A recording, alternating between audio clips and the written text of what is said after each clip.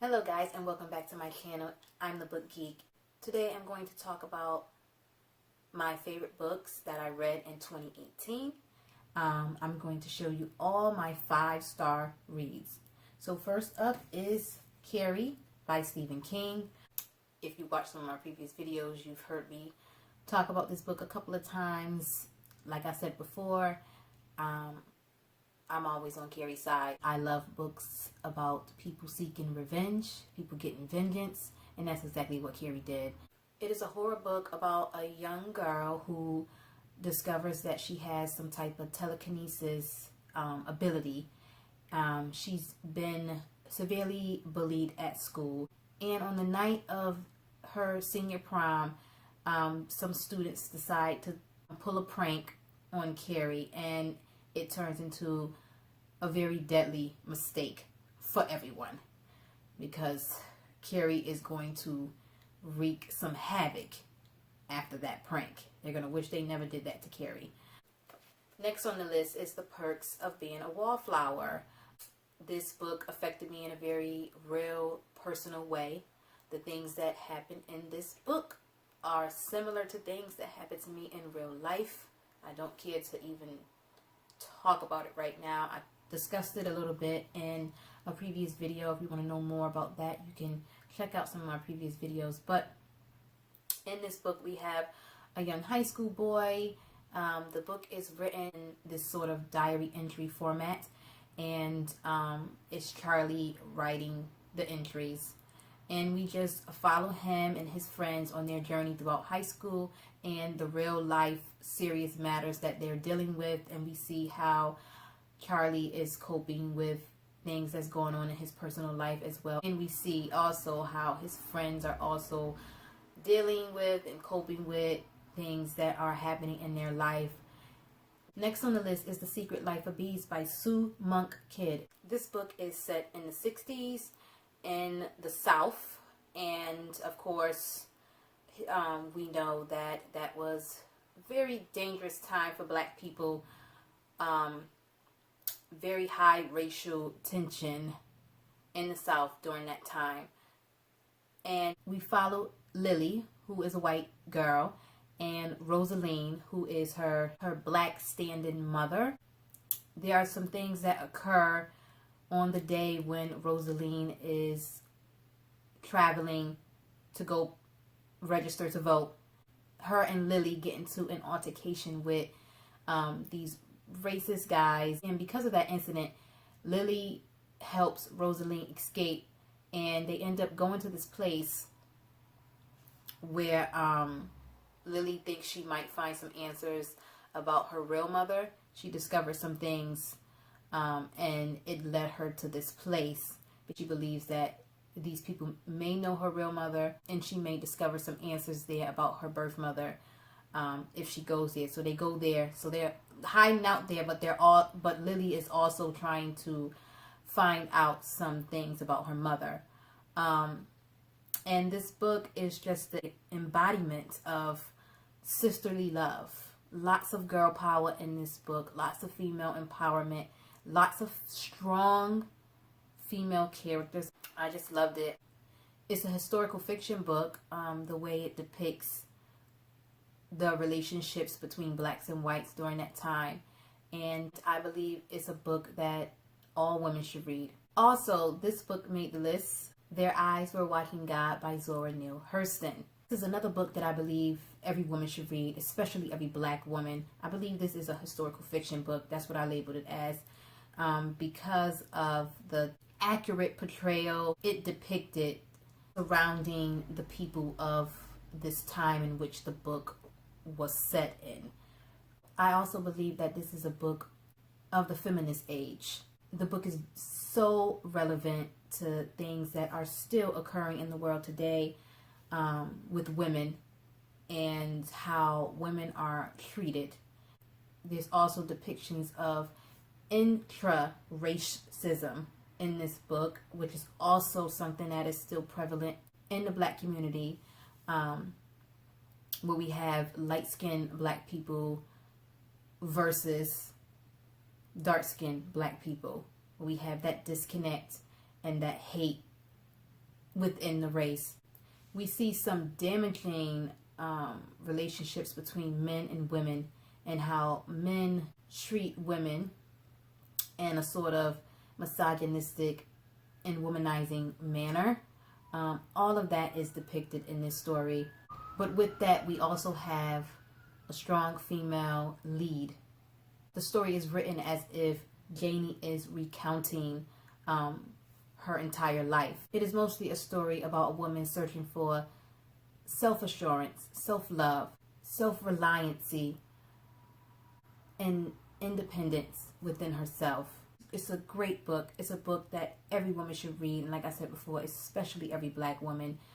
It's a story for all generations of women. It was a real masterpiece. It was a real treat to read this book.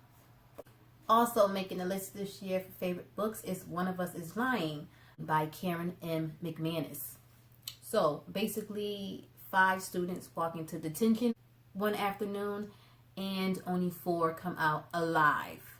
One of the kids ends up dying during detention, and everyone in the room is a suspect. It was a great book. It was a mystery.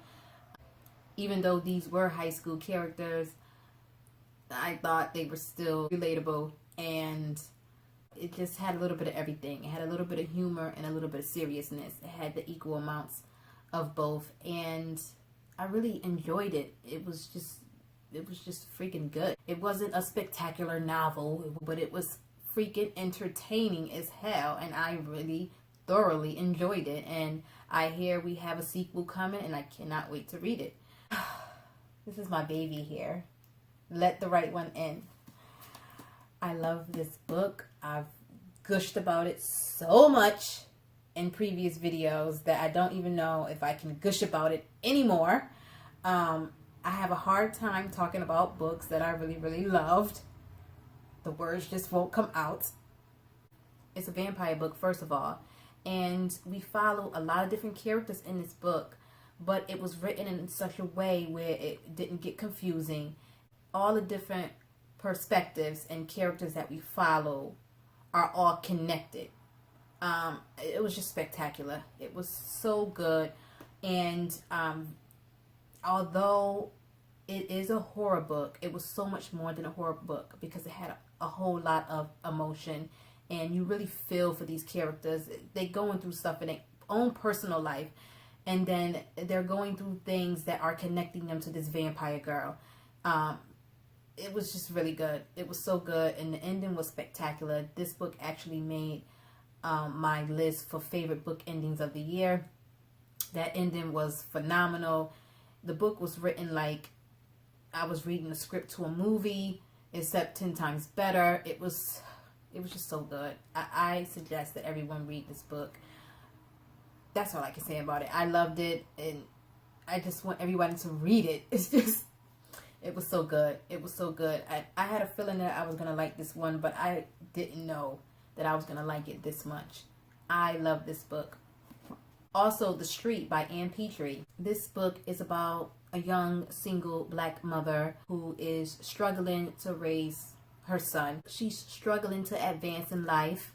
This story deals with poverty and sexism and racism, and really the street is the main character of this book.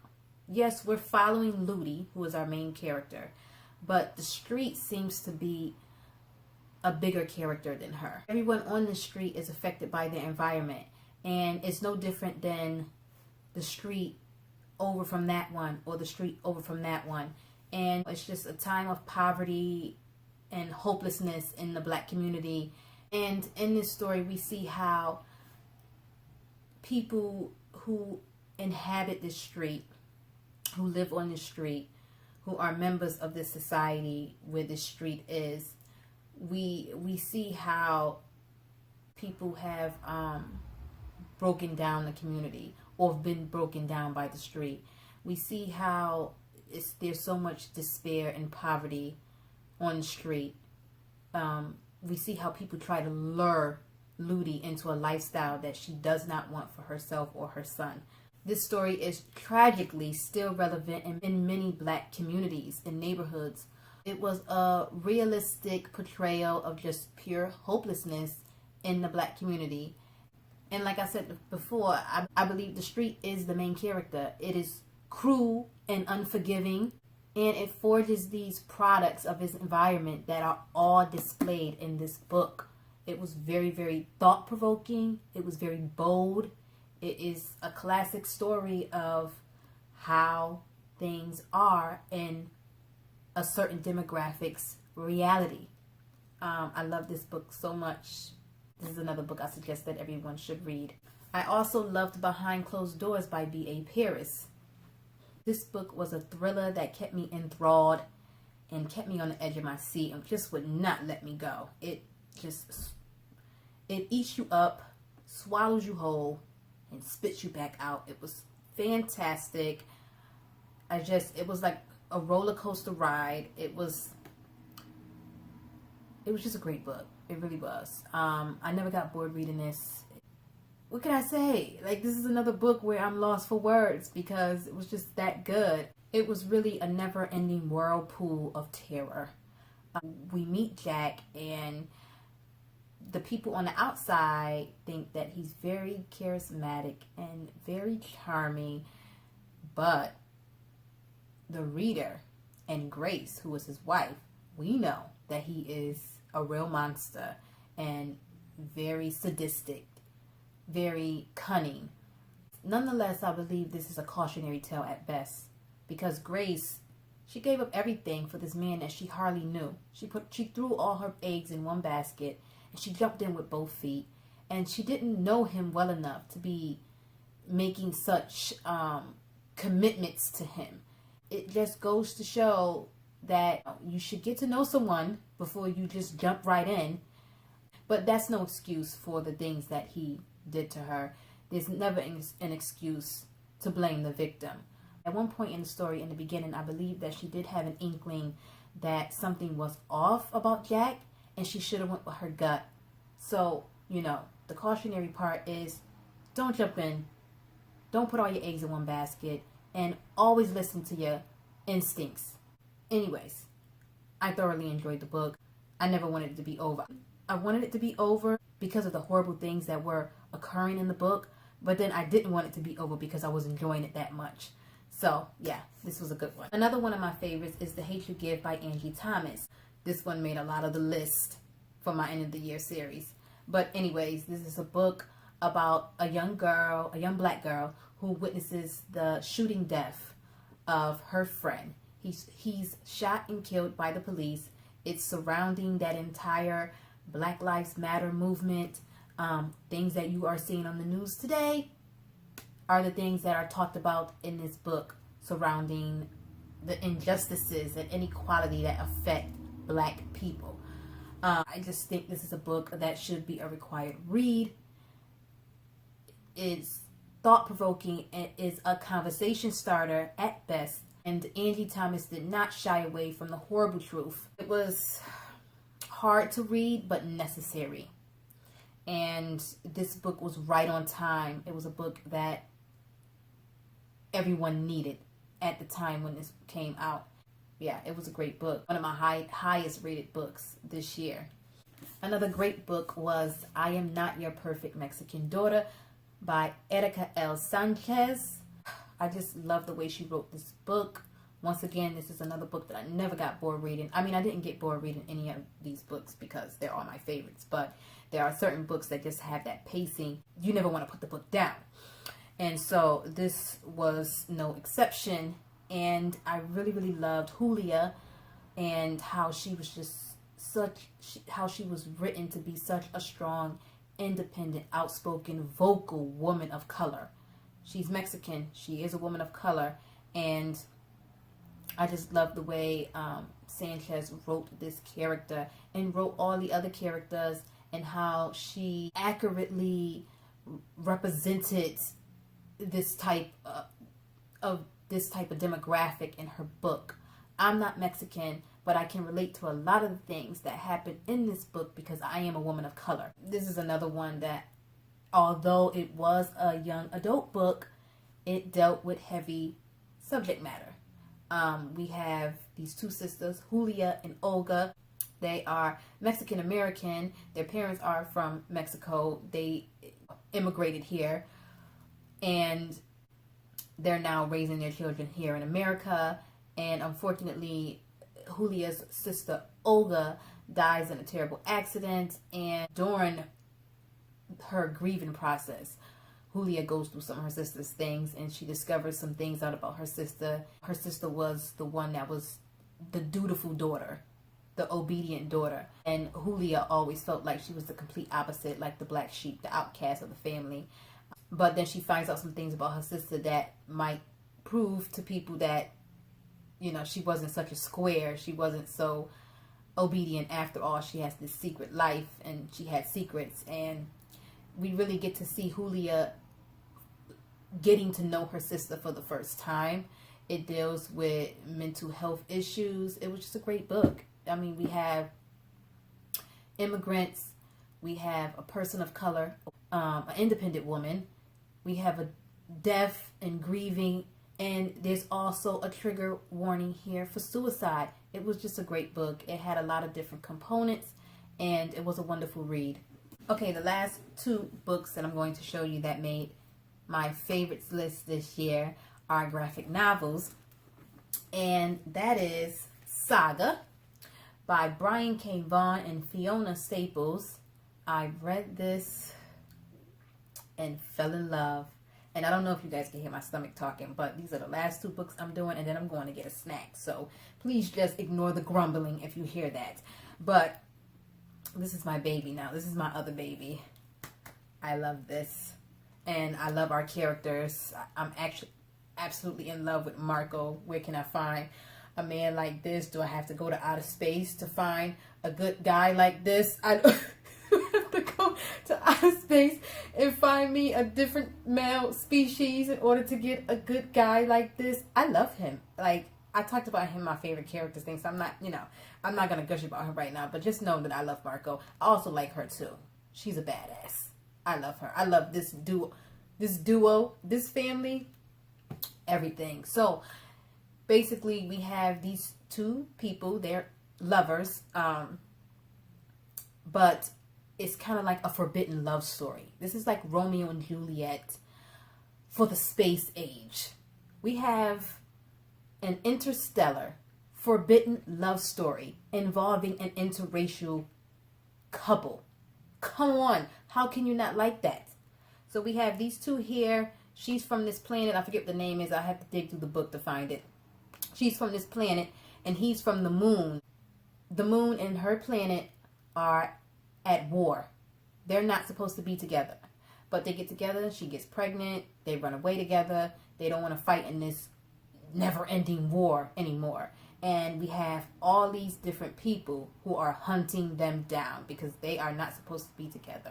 This is a forbidden love story for the galactic age. I love this so much. The illustrations were just delightful. What can I say about this? I'm totally in love with this and cannot wait to pick up the rest of the volumes. I will be continuing on with this until the bitter end. I have some reading reactions on my Instagram page to this. I was freaking out at different points. This one is really great. Really, really great. And the last graphic novel that made the favorite list that I'm going to show you guys is Skyward. And this is by Henderson, Garbett, Fabella, and Bolin. This is volume 1. This is another graphic novel that I completely fell in love with. What's Not to Love? We have a black female protagonist that has made the cover in comic form. Stop the presses. I'm in love. Okay? She is not a perfect character. She is very much flawed. She makes mistakes, and I love that. We have these people, and they're on Earth, but the gravity on Earth is almost non-existent at this point. Something happened, and we have very low gravity. And this book was just very well thought out. The illustrations were perfect. It had a lot of action in it. The storyline flowed so well, and I just love these characters. Like, I love the idea of the story about no gravity. We had people floating in the air. It was spectacular. It was spectacular. It was a joy to read. I suggest, if you have never read graphic novels before and you don't know where to start, I would suggest starting with Saga or starting with Skyward. Really, two really great graphic novels. So that's it, guys, for all of my 5-star reads, my favorite books of 2018. Don't forget to like and subscribe and hit the bell for notifications. And if you've made it this far, what kind of emoji do I want you guys to leave me this time? Oh, if you've made it this far, leave me a star emoji and leave me some comments down in the comment section. Let me know what was your favorite book that you read this year. I don't think I can pick just one. I don't think I could pick just one. So I have all of these instead. These are all my babies. Keep an eye out for future videos. I'm a little behind in some of my end of the year series videos for the 2018 reading year, but because it takes time to edit them all, but I will have them posted very soon. Some of them might end up being posted after the new year, but they're still part of my 2018 end of the year series. Anyways, like I said before, don't forget to like and subscribe and hit the bell for notifications. Leave me a star down in the comment section if you made it this far, and I'll leave you a heart. I'll talk to you guys another time. And as always, happy reading. Bye.